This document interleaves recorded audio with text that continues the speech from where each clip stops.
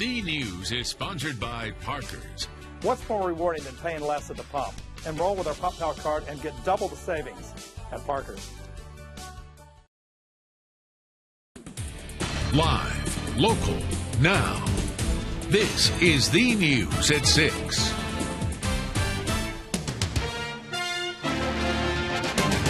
All new at 6, is Savannah's brand of intelligence-led policing starting to pay off? After a rocky start to 2017, it's been more than a month since our last homicide here. Wright Gazaway gets the chief's take on the longest string of homicide-free days in years.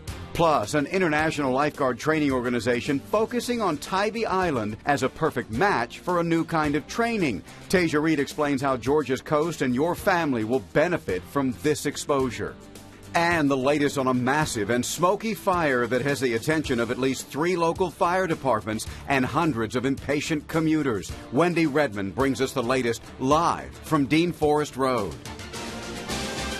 And good evening, everyone. Thanks for joining us. We're continuing to follow breaking news out of Garden City. A major structure fire shutting down Dean Forest Road and Prosperity Drive. You can see the smoke behind us. It's been filling the sky for hours now. Yeah, joining us near the scene right now, once again, Wendi Redman. Wendi, what else do we know today?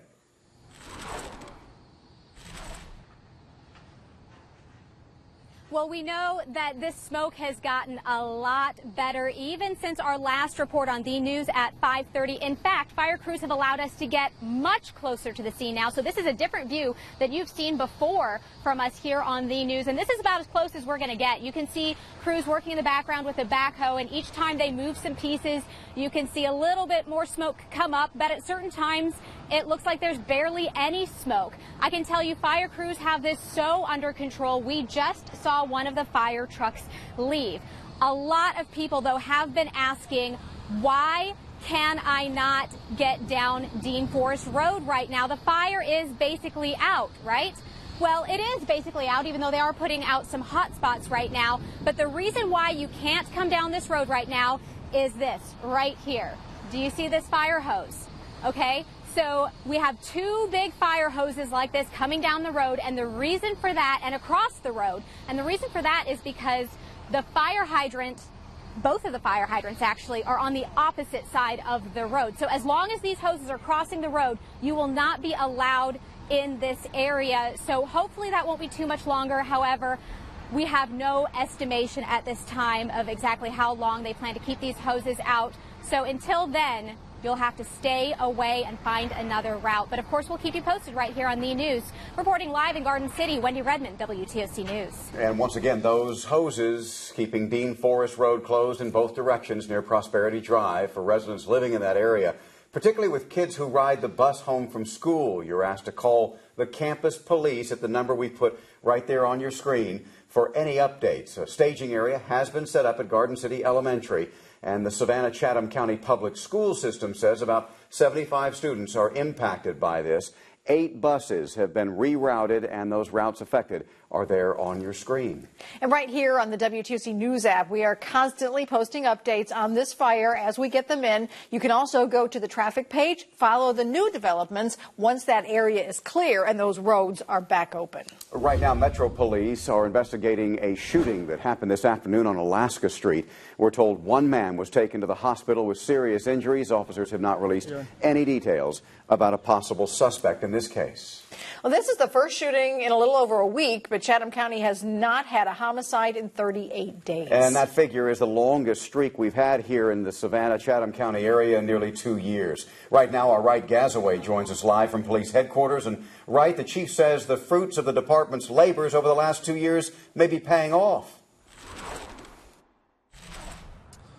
Exactly, David. The chief credits their partnerships with both federal and state agencies, as well as the men and women inside his own force. A shooting on March 6th is the last homicide that happened on Crosby Street. And even with this recent lull, the chief says the murder rate is still significantly above the national average. In fact, Savannah has not been near the national average in decades. It's his belief that additional officers and better technology could make this long streak the new norm. They have shifted their policing to more of an intelligence-led policing. Here's what that means. They actively target these suspects in many of the violent crimes before they happen. Chief Lumpkin says that has directly impacted the murder rate and the lull in the homicides. As for his role, it's mainly just giving direction and getting out of the way. Help them achieve things that they thought they never could. I'm just trying to provide a direction and let them go and do it. I'm not trying to tell them how to do things and all. And about 3.5 months into 2017, Metro has investigated 11 homicides so far this year. Compare that with 15 in the same time frame last year.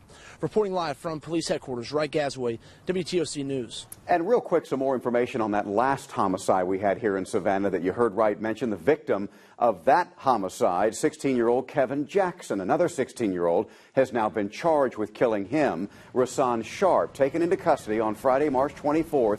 He's accused of shooting Jackson on Crosby Street. Sharp will be charged as an adult. His next court appearance May 4th. Following Jackson's death, his family did hold a vigil, hoping to heal and empower young people who showed up at that vigil. Anti-violence advocates were also there, challenging the city's youth to put down their guns and start focusing on their futures. A Savannah man indicted today on 8 felony charges, including murder. Brian Lewis is accused of killing his father-in-law, Ronald Redding, last October. He's charged with 1 count of malice murder and 3 counts of felony murder. Lewis reportedly beat and kicked the 67-year-old to death at a home on Fort Argyle Road. According to the indictment, Lewis hid Redding's body in a trash can and then placed it in a shed. He then told people Redding had moved. Lewis's next court appearance is May 22nd. A husband once suspected in his own wife's murder some 15 years ago testified today against the man now facing trial in that case. Walt Mason was indicted in 2002, and then new evidence and a new suspect became the focus. Bureau Chief Dal Cannady is the only local reporter in that courtroom. He's bringing us this exclusive update.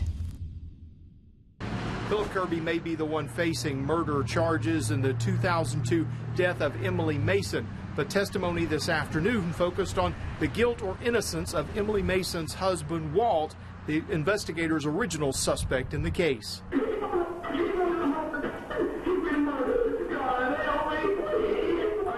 Walt Mason listened to his own voice shriek on the 911 call back in 2002 as he reported his wife Emily dead in her own blood inside their home. He recalled where he went and when before coming home to find her murdered. He said discussion with investigators of his possible split personalities was not something he really believed. I know I didn't do it, so there had to be another me that did that. If it was done by me, and that's where the second one came from. Under cross-examination, defense attorney Matt Hubie grilled Mason on whether he was capable of killing his wife and using multiple personalities to throw authorities off the trail. And you said that if Walt number 2 did it, Walt number 1 just didn't remember. Yeah. Walt number 1 wouldn't have remembered what Walt number 2 did. But there is no Walt number 2. Hubie also questioned Mason about their relationship and Emily's temperament away from school. Earlier in the day, a woman testified that years before this murder, Philip Kirby attacked her in a convenience store where she worked and tried to rape her. Kirby went to prison for that crime. Investigators waited until the day of his release to formally arrest him and charge him. Of course, we'll continue to follow this case and we'll bring you all the latest. In Toombs County, Dal Cannady, WTOC News. Developing tonight, the Savannah College of Art and Design says it's looking to improve efficiency after firing all of the Lucas Theater staff. The school financially backs the theater, which is a nonprofit. SCAD releasing a statement today saying it will, quote, continue to provide financial and operational assistance for this important pillar of the Savannah community. During today's City Council meeting, Savannah Mayor Eddie DeLoach said that the city will not be enforcing bar cards. Bar cards are a part of the new alcohol ordinance, revisions now covering just about any employee coming into contact with alcohol. However, until a system is in place to handle the expansion, bar cards will not be enforced. Taking a live look right now outside with our WTOC Tybee Island Fast Fit Skycam. Plenty of people out there. Well, it looks like it's getting thin now, but there were certainly plenty of people out there enjoying the warm weather. Yeah, with good reason. Right now, it is a swim at your own risk beach, however, and that won't last long because lifeguards are in training this week. Our Tasia Reed joining us from the island. And Tasia, this year's training a bit different than past years. Well, that's exactly right. That's because this year the Starfish Aquatic Institute is putting together a more advanced beach open surf training program, and they chose Tybee Island to be the pilot for that program. It's important for us to get back out on the beach because, as you can see, the crowds are growing. You don't like to have a beach full of swimmers and not have any lifeguards on the beach. The lifeguards on Tybee are training this week with an international lifeguard training agency. We are working with them to make sure that we can learn what they've been doing that's made them so successful so that we can then incorporate it to a training program that can be adapted to other beaches worldwide. They've been a part of Starguard for at least 10 years, but this year, instead of the basics, they will be reaching a higher standard for the program. We're going to be using their training that we do here at Tybee to help educate beach lifeguards worldwide. They've been working on basic rescues. They know this beach better than anybody else. They know where the rip currents are. They know the issues. To the more intense, complicated team rescues in different environments, using rescue boards and jet skis. Not breathing. Making their unit even stronger. It should help the city, should help the community of Tybee, definitely help the tourists of Tybee, and it should help us be able to grow as an organization. 1, 2, 3, roll.